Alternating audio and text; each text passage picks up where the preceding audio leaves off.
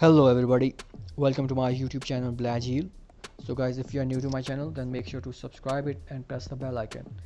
Anyways, in this video I will tell you how you can hide your like and view count on Instagram. So to do that, you need to go to your Instagram and go to your ID, and here you are seeing these three lines. Here at the end there is the option called settings. So when you reach the settings, there is a option called privacy. So here click on posts.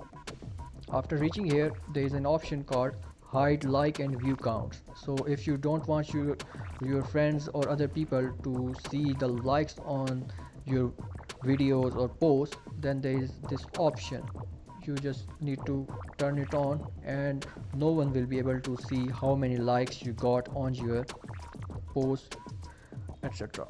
So anyways guys, if this video was useful, then make sure to follow me on Instagram on this page Blagil, and subscribe this channel as well. See you guys in the next video. Goodbye.